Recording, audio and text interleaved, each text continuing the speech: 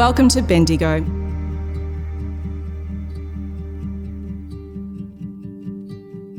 Created in one of the world's greatest gold rushes, Bendigo is a historic city with a contemporary lifestyle. Located in the heart of Victoria, Bendigo is a smooth and easy 90-minute drive from Melbourne. See the picturesque parks, gardens and streetscapes of our culturally diverse city. Slow down and take in our grand heritage, modern design, arts and culture, food and wine with a wide range of unique attractions. Visit Australia's oldest working pottery. And be inspired by the city's extraordinary history on a guided walking tour. The city features gorgeous, rich Victorian architecture, living new lives as restaurants, cafes and shops. Come and enjoy a tour at Fortuna Villa and witness its gold rush legacy. See the sights of Bendigo aboard a vintage talking tram. Appreciate the craftsmanship that has gone into restoring the largest vintage tram fleet in the world. Be inspired by our arts and culture and explore one of the oldest and largest regional galleries in Australia. We have cemented a reputation for presenting innovative international exhibitions, such as Tudors to Windsors and Marilyn Monroe. Come face to face with Dagam Lung, the world's longest processional dragon. See an engaging performance at the 1,000-seater Lumbra Theatre, built in a historic jail. Visit the largest Buddhist stupa in the Western world.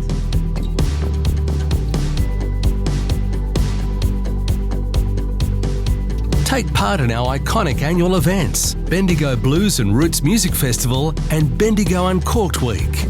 Journey through Bendigo's street art scene. See a film at our boutique cinema.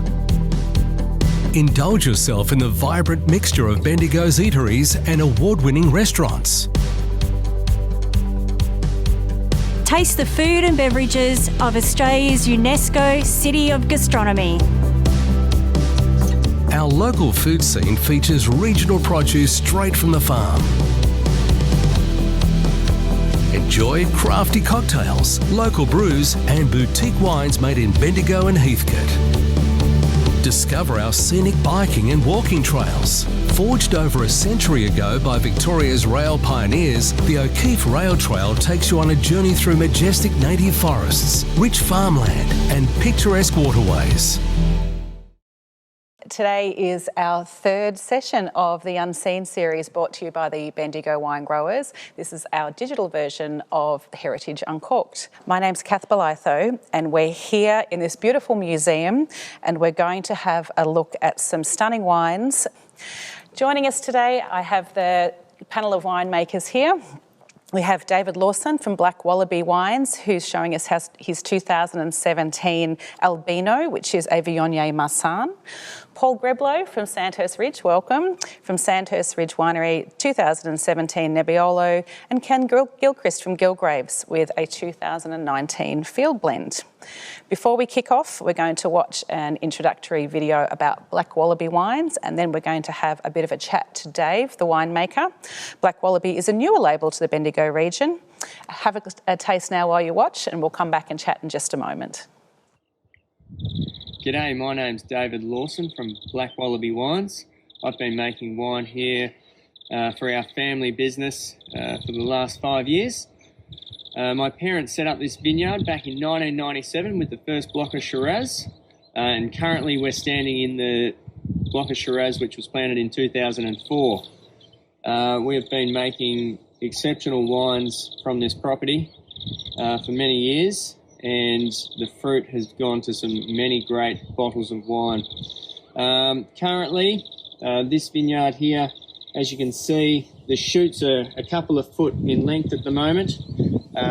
This has only started growing since early September, mid-September, and now we are starting to see a bunch of grapes here, which the flowers haven't popped out yet. There's little caps on there and they will pop off eventually in probably about a week or two's time, and they will be then pollinated by the air and bees, but hopefully every one of those little caps will drop off and form a berry.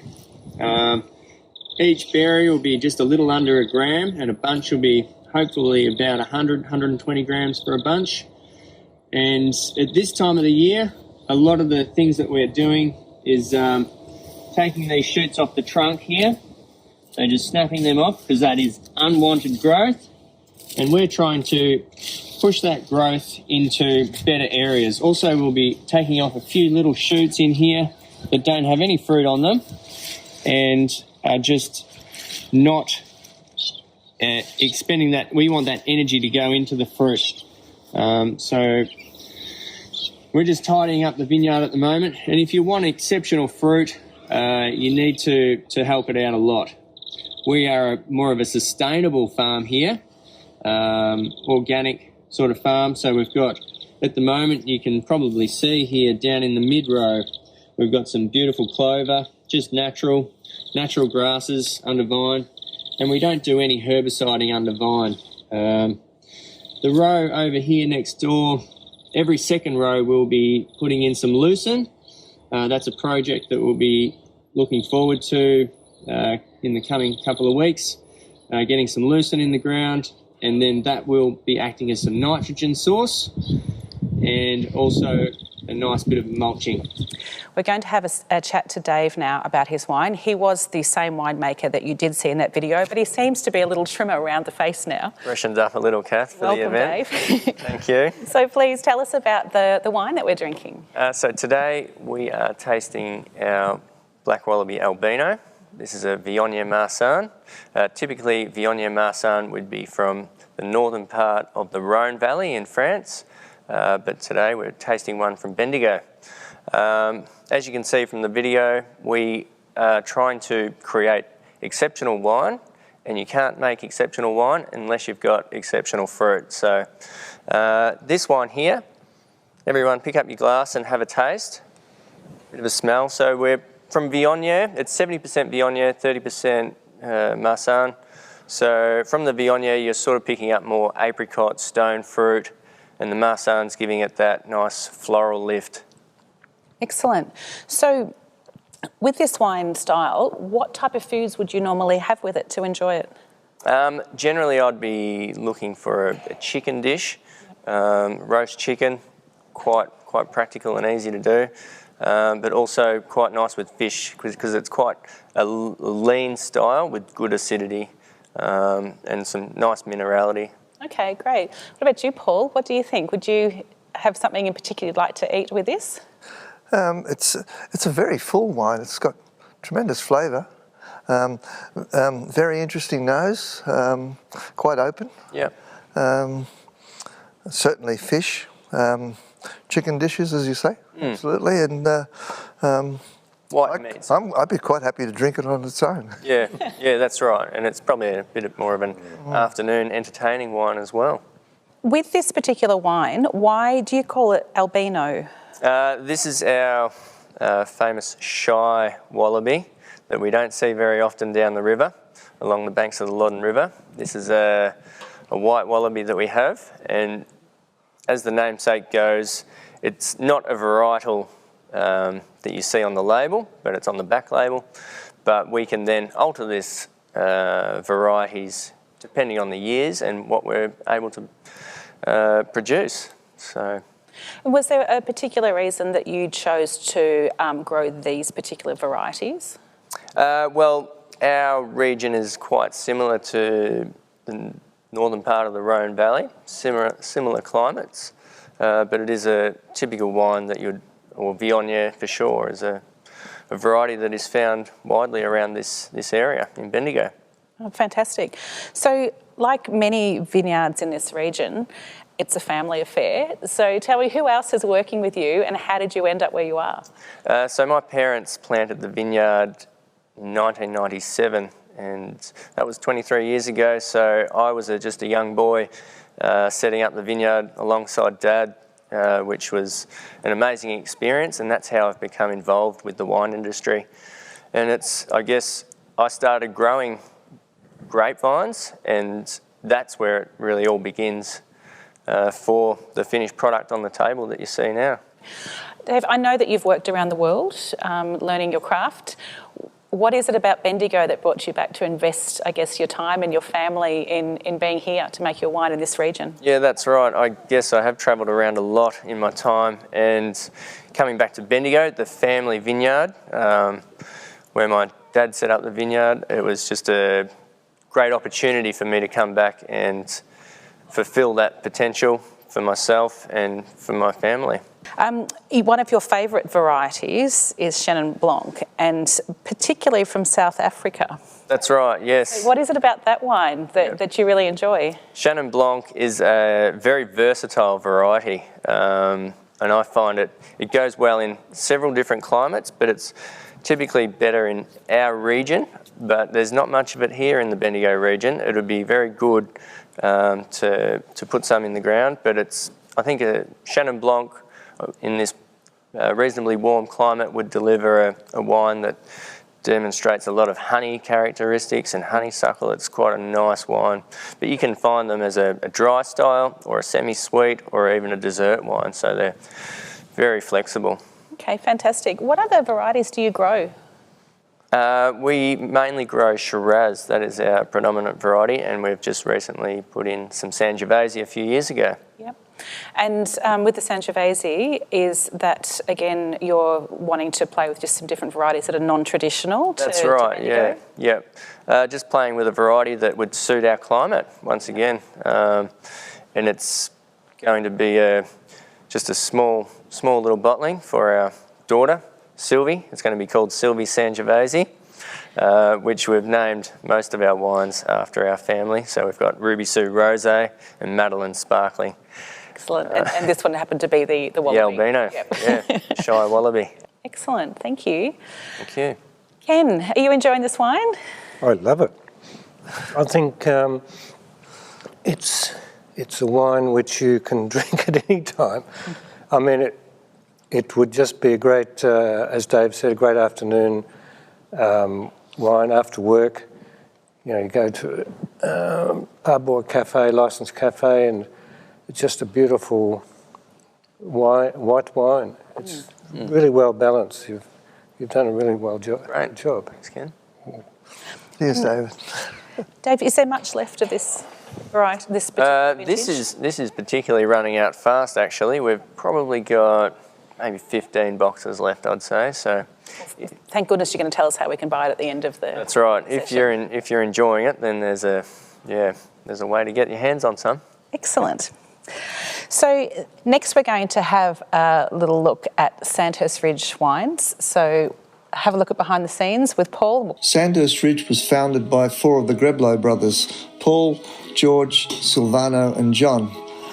The vineyard and winery is located on the western side of a line of hills on the west side of Bendigo in central Victoria.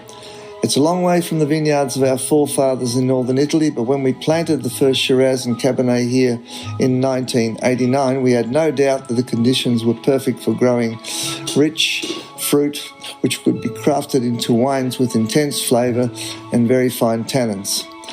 The hungry soils here, which consist of a thin layer of topsoil over heavy red gravelly clay, work to our advantage.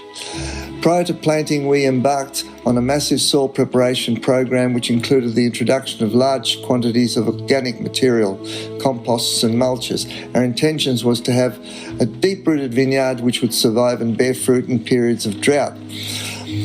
The soils and the climate set the stage for classic fine wines, but still, it's the unwavering hands-on care that goes into our grape growing and winemaking that makes our wines unique.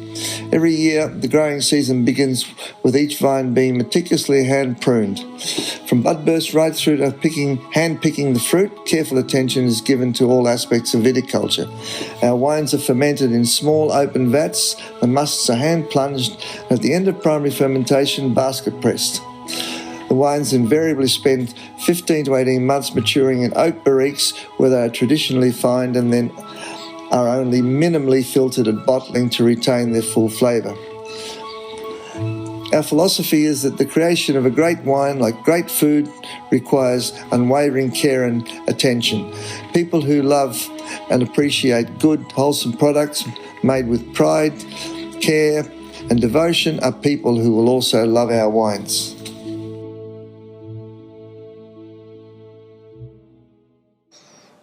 Now, we hope you enjoyed having a look at the beautiful Sandhurst Ridge there. Now we're going to speak to Paul Greblow, the winemaker. Paul, the nose on that Nebbiolo is delicious. Tell us about that wine. Well, the first thing about Nebbiolo is if you look at the colour, it's a very pretty colour, but it's unusual. It looks a little bit rusty, and that's typical Nebbiolo. The nose is subtle. I would say that's even a little bit disappointing. You don't get an explosion in your nose, but the minute you taste this, it really opens up in your mouth. It's quite surprising. You don't after smelling it, you don't expect that huge mouthful of flavour, and then of course the tannin, which Nebbiolo is known for. Rose petals, violets, earth, all that sort of stuff. It's not a fruity wine as such. There's definitely fruit characters, like you can get some red cherry and that out of it, but it's a much more savoury sort of wine, and it really lends itself to food. Great. How does how does your Nebbiolo compare to an Italian Nebbiolo? Probably a little bit more open, I'd say. It's if you look at some of the Barolos, Barbarescos from Italy, unless they've got 10, 15 years, they're very hard to approach. You know, whereas this is 2017. It's a very, very young wine. And you can drink it and enjoy it.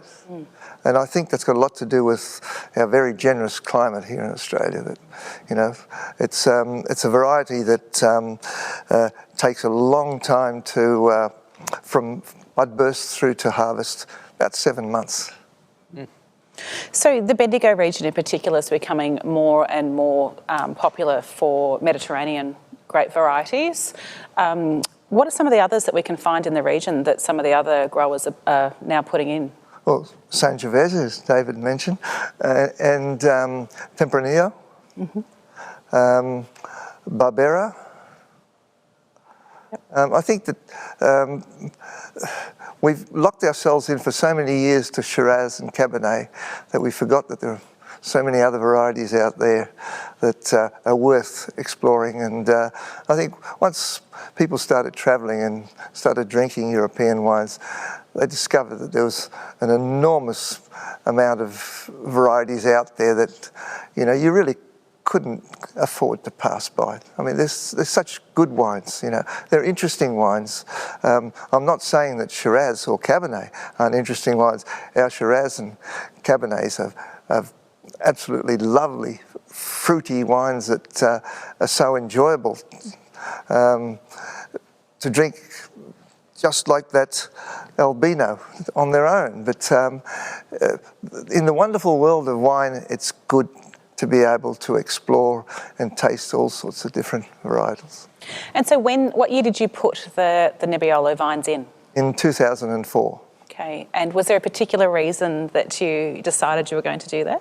Well, my heritage is Italian and I've always wanted an Italian varietal. But the person who convinced me was Fred Pizzeni from the King Valley. He knew our vineyard and he knew the soils, and he thought that we could grow really good Nebbiolo there. Excellent, excellent. I believe that you have grown up around winemaking. Tell us a little bit about what it was like as a child. There was, I believe, a story about being the colour purple. Look, I've made wine with my father since I was about that high, literally. He had this big vat. Every April when the grapes came in, I would be designated to getting into that vat and foot stomping from about the age of 10. I could just see over the top of the vat. I didn't particularly like doing that, but I thought it was pretty cool to get out of that vat and be completely purple. And with the Sandhurst Ridge property, who else in your family is involved in that? At the moment, there's my brother George, who does all the viticulture horticultural work. He's probably got the most important job there. And my partner, Karen, who does all the administrative work and the marketing. And the three of us basically, I do the winemaking, and the three of us basically run the whole show. Excellent. Now, I know you've had a couple of lives prior to winemaking, which included working in Papua New Guinea and also your own construction company. Do you think that these other parts of your life were positive in helping with the challenges of running a vineyard? I think if you're in business, it's a good start to the challenge of running a vineyard. It's you know how difficult things can be, and what sort of perseverance you need to have. I'm happy to say that I've thoroughly enjoyed all my pursuits in life. Excellent, excellent.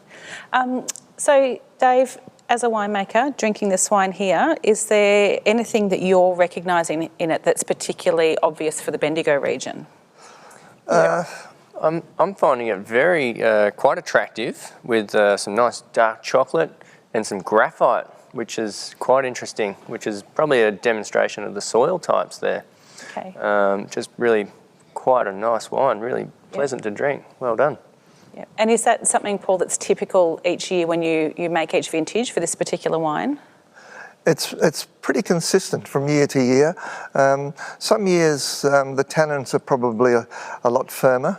2017, as I said before, the wine's quite approachable now. I was surprised because I still have 2016 tucked away, and I won't bring it out because it's just not ready yet. Okay. How often would you check for when it's ready? Is that like a once a year that you get one out and have a look? Oh, no, I'd look at it every few months, yeah. Excellent. Yeah. So we're going to now have a look at the GilGraves property. So please have a look at the next wine, watch our video. We're going to come back and have a bit of a chat with Ken. I'm Ken from GilGraves Wines. Welcome to GilGraves Farmstay and Vineyard. I'm standing on the veranda of our farmstay accommodation, overlooking our beautiful vineyard. You can see our flock of Dorcas sheep, which are mobile mowers in the vineyard, and the gorgeous views you get from the veranda. So we're at Axdale, which is halfway between Bendigo and Heathcote, and only an hour and a half from Melbourne. And if you'd like to stay at our beautiful farmstay, then go to our website gilgraves.com.au and you can book the cottage and spend a lovely weekend or week, whatever, on our property. So what we're going to do now is we're going to go down to the vineyard and we'll do a quick tour of the vineyard.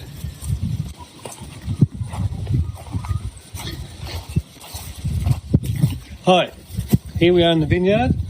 So this is our Viognier section. We've only got 100 Viognier planted. You can see the beautiful growth we've had this year. And here's one of the buds forming. So looking forward to a very, very good vintage this year. So we go down the vineyard, we go out of the Viognier into the Shiraz. So we've got 4 clones of Shiraz planted, and as you can see, once again, the growth has just been fantastic this year. So we've got about 800 or so Shiraz planted, and then we move down to the Malbec, and we've got about 800 Malbec or so, and about 800 Sangiovese. So we'll go down and have a look at the Malbec. Unfortunately, several weeks ago, we suffered severe frost, and as a consequence of that, we lost our Sangiovese and most of our Malbec. And you can see the difference in the growth. So what you have to do very, very shortly after the frost is you snap off the burnt shoots. And what that does, it allows a secondary growth to occur, which hopefully produces fruit, but probably only about 50% of what you would normally expect to receive. Anyway, that's farming. So our vineyard is managed organically. We're not certified and probably never will be, but we don't use any herbicides, and the sheep graze in the vineyard various times in the year, and we fertilise with sea salt. So I hope you're enjoying the night, and back to Kath. Where did the name GilGraves come from? Okay, so it's a combination of my surname, which is Gilchrist, and my wife's surname, which is Graves. And obviously I lost that argument. So Ken, you have a beautiful property, and I'm assuming that you must have some incredible feedback from people that go and stay out at your farm stay as well, being able to overlook the vines and see the sheep and just be part of everything that's going on there. But that wasn't your first life, was it? No, my first life for 30 years was as a lawyer. And at the age of 58, I think it was, I had a bit of a health scare, and I thought, well, we've had an interest, my wife and I have had an interest in wine. Well, you can't be a lawyer without liking wine. I mean, you know, it's just not right. Anyway, so we've had a long interest in wine, and after this health scare, we decided, well, if we're going to do this, buy a property, plant a vineyard, we better do it. And the viewers will notice that on the bottom of the label, there's the words, "Life is not a dress rehearsal." And basically that's our motto. You just got to get on with it. So we got on with it. So we spent 6 months touring around Victoria, looking at different sites, and finally settled on one 20 minutes away from where we live. So at Axdale, the farm stay has been very, very successful. We had no intention of operating a farm stay because we had no intention of moving from our house in Bendigo. But there it was, a house, and we thought, well, it's such a beautiful property, we will develop it as a farm stay, and it's been very successul. Excellent. Yeah. So what are the different varieties that you're growing on the property? So we've got 4 different varieties. We've got about 100 vines of Viognier, and then we go to Shiraz, and then Malbec, and Sangiovese. And we sort of came across those, that mix, if you like, in talking to sommeliers and our son, who's a winemaker. And we thought with the Shiraz, we needed a base as, a Shiraz base, and they suggested Malbec, which is not widely grown in Victoria, and then Sangiovese, because the Italian varieties were becoming popular, and we thought Sangiovese would go well. And we always had it in the back of our minds that because the vineyard is so young and we've only started planting in 2012, that we would in the first 3 or 4 years probably have to have a field blend. I was aware that I'm not aware of any other Shiraz Malbec Sangiovese blend, but I'm aware of Shiraz Malbec blends and Shiraz Sangiovese blends. So we thought, well, put the three together. Yeah, so it's worked out quite well. So is there any rules around creating a field blend at all? Or is it, like, how does that come about? Well, so a field blend is, you could call it a vineyard blend if you like. And so basically everything's picked at the same time, and you put it all in and process it all together and keep your fingers crossed, which is what we did with our first vintage. I mean, we thought, how's it going to turn out? But fortunately it turned out very well. And so 2019 was a particularly good year for us in our vineyard. We had no frost. It was a warm but not excessively hot summer leading up to picking. Picking itself was quite hot, but leading up to picking, it was a good year, and we got really good yield. So very happy with that year. Yeah. Not every year has been a good year though for you, has it? Tell us a bit more about your first year. Well, I think every wine grower would have stories.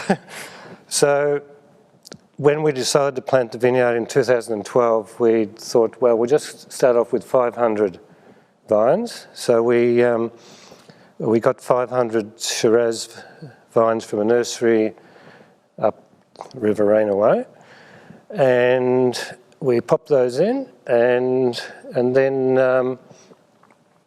as the summer developed, unfortunately only about 100 of them did develop, and the rest just died, despite the fact that we kept the water up to them and everything, and so we thought, this is not going so well. But anyway, it turned out that we had got bad rootstock from the nursery. We got a viticulturalist in who said, yep, he pulled one out of the ground. I won't tell you what he said. But basically he said, are they all like this? And I said, well, yep. And he said, well, you've unfortunately got bad rootstock. So, yeah, that was a bit of a false start. Paul and Dave, is bad rootstock common in the wine industry? Not really. I mean, if you buy your rootstock from a certified nursery, you're pretty safe. Yeah. I mean, what you worry about when you're planting anything is, are there any diseases attached to these cuttings or these rootlings? And but I mean, when you're buying from as I said, a recognised certified nursery, they know how to handle all those problems before they hand them over to you. So Ken, obviously you got through year one, and it was all up from there, because this is absolutely delicious. Let's talk about the wine. Okay, so as I said, this has got actually 4 grape varietals in it, a little bit of Viognier, not a lot, and then roughly equal quantities of Shiraz, Malbec and Sangiovese. So I think on the nose, it's quite, I think, a very good nose, and plum, blood plum. I can smell blood plum, but basically red fruit. And on the palate,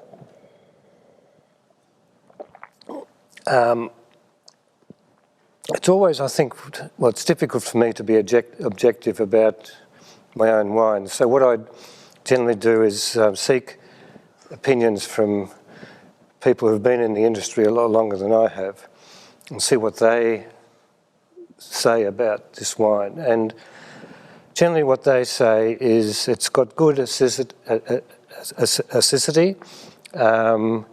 it's soft spice, and it's well balanced between the 3 major varietals, the red varietals. So not one is dominating. So it's proved to be a very successful wine. And what food do you generally serve with it? Well, that's an interesting question because it's got 3 red varietals in it. Obviously, Shiraz is more associated with red meat, but also, you can have roasts. Shiraz goes with roasted just about anything: chicken, duck, and lamb. And the same with Malbec. Malbec is, of course, a slightly less bolder wine. It's sort of like a Cabernet in that sort of field. But again, you can have a lot of roast meats with Malbec. And with Sangiovese, of course, Sangiovese being a lighter Italian wine, it goes really well with anything any meal that's tomato sort of based, pasta, pizza. I can think like a lovely chicken and mushroom risotto. I think I'm making myself feel a bit hungry now. I was just thinking, so you're telling me it's a safe bet, really, isn't it? You could turn up to any dinner party and you're going to be okay. Yeah, so it's a very adaptive wine because it's got those different varietals in it. So you can really pair it with a lot of different foods. What's the best age to drink this? And does the field blend age nicely? How are you finding that it's going? Yep. So it should look, in another 3 or 4 years, it'll be even better. I agree. I think it's a very good wine. I think it's got a long way to go. At the moment, it's very juicy and vibrant and full of red fruit and black fruit and nice silky tannins. It's a delicious wine. Yeah. Well done. Yeah, thanks. Delicious. Well, I didn't have a lot to do with the winemaking. Well, do you know what? You kept turning up after the first year, so you have had a bit to do with it. True. I'm really excited now to take you for a look behind the scenes here at the Golden Dragon Museum. For anyone that's been to Bendigo, anyone who grew up in Bendigo, I think the dragons are actually, part of who we are and who our identity is here. So I'm going to welcome Hugo Leschen here, who is the CEO of the Golden Dragon Museum. Hugo, thank you so much for joining us. You're welcome, Kath, and welcome to everyone. Do you think that the time, even though it's not what you wanted, but the time of being closed has allowed you to really get to know exactly what a bit more about the museum and be able to learn a lot more about the collection that you have here? Yeah, very much so. And glass half full rather than glass half empty. My background isn't Chinese, so for me to spend the time with the collection to start learning just some of the culture and some of the amazing history, not only of the Chinese side of it, but most particularly of the Bendigo Chinese side of it, which is in itself an extraordinary story of immigration, of multiculturalism, of really hanging in there and doing it tough, but becoming such an important and vibrant part of the community back then in the mid-1800s right through to the present day. Excellent. And who have we got behind us here? I don't know if we can get the camera. Oh, we have 2 of our dragons. We have 8 dragons. And possibly a few more, in fact, but 8 main dragons. We have Lung, who you can't see, who is the oldest extant processional dragon in the world from 1901. And then sitting at the back there is Sun Lung, or new dragon. Lung means dragon in Cantonese. So Sun Lung is the new dragon. He succeeded Lung in the 1970s. But then, behind the winemakers, almost devouring them, but fortunately Chinese dragons are vegetarian, so they're quite safe, is Da Gum Lung. And he was commissioned and first paraded last year when we had all 3 of the processional dragons being paraded through the streets of Bendigo. Lung is now so old and so precious, listed on the heritage list for Victoria. It is unlikely he will ever parade again, but Dai Gum Lung, which is the longest processional dragon in the world, he's very young and very fresh, so he'll be around a long time. Excellent. So we're going to have a little bit of a behind-the-scenes tour, and you're going to talk us through many parts of the museum here. Great, thank you. So the precinct, Dagamsan, big gold mountain. Then you come into the museum. There's the museum, the gardens, and the temple. The red doors, of course, are auspicious, as are the lines at the front, the female to the left, the male to the right. Then as you come in through the doors, you come into the Sanlung Gallery, where we are now, and you can see some of the regalia that always travels with these dragons and some of the lines that go with the dragons. There is enormous pomp and ceremony always with the dragons. Everything that happens with the dragons is important. They have to be woken up, and they have to be paraded, and they have to be put back to bed and fed. So you'll see on their tongues they have some leaves from a pomelo tree, which is a very large citrus fruit, and that's so they have something to eat whilst they sleep. So you'll see on Dagam Lung's tongue here some pomelo leaves to get him through what should have been a year, but what will be 2 years at least. And then there are other elements in the collection, of course. It's not all about the dragons. We have Horry Bridges' collection of Chinese currency going back before 200 BCE. It's probably the most significant collection of Chinese currency in the world, and it just quietly sits there in those cases. So I always encourage people to look at them. The story begins here in Bendigo in the gold rush, where the Chinese came, along with many other people from many other parts of the world, looking for gold, looking to make some money, and in the Chinese case, often to send it home back to China. We have many other precious objects. This is a ceremonial chariot made out of jade, not made to be ridden, of course, but it's extraordinary piece. And some wonderful wooden screens and thrones, some metalware, and then the gardens, which is another element of Dagamsan, the beautiful Chinese gardens with the pavilion, the fountains, the fish, which is about harmony and tranquility and peace and calm. And then at the back, on the other side of the pavilion, you can see the 8 immortals. We'll see them in a moment.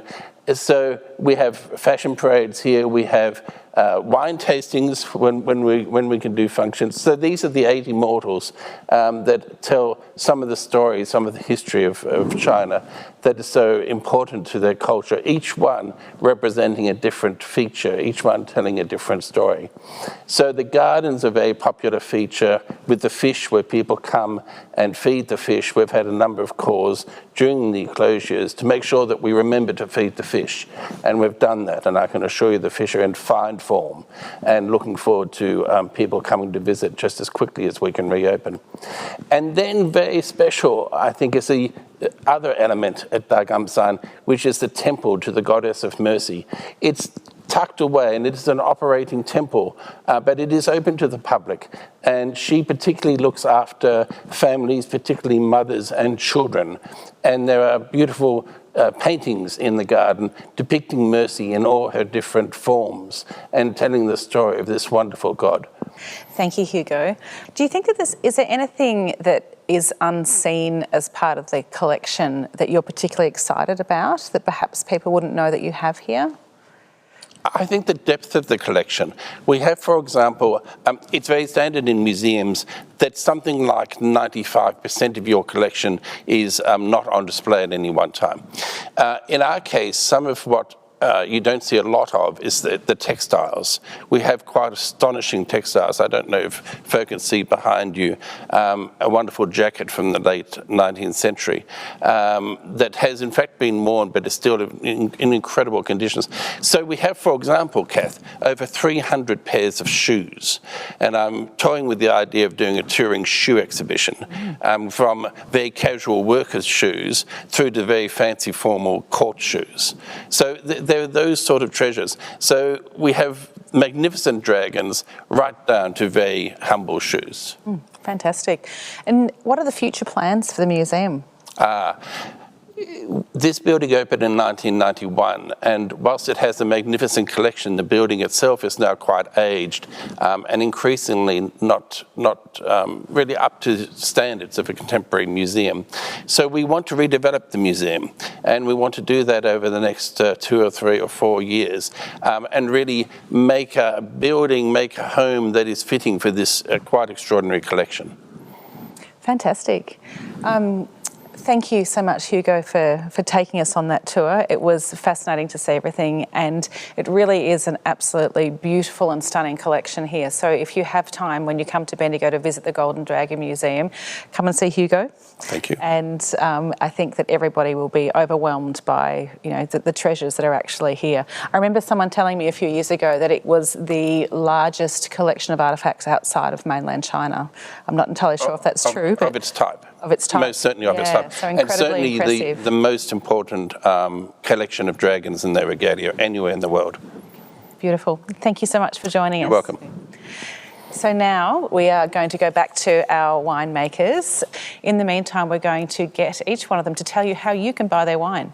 Dave, how can people find your wines? Okay, so you can turn around your bottle and you can visit our website, blackwallabywines.com.au. Jane, my wife, she has been very busy fixing up the website for us and really making it look very energetic, and it's quite a nice website. So get on, have a look, and you can order your wines on the shop online. Excellent. And how about you, Paul? How can people find your wines? And the same, just go to www.sandhurstridge.com.au and you can shop to your heart's content. Excellent. And we'll deliver anywhere throughout Australia. I think that's for everybody, is it? You're shipping nationally? Fantastic.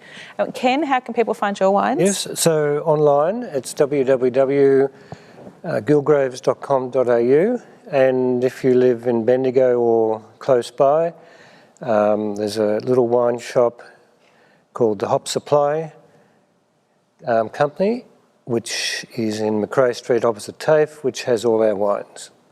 Lovely. Gentlemen, thank you so much for being here, and it's so nice to talk to you about it. So thank you, everybody. Cheers. Cheers. Cheers. Hopefully we'll see you next week. See you next week.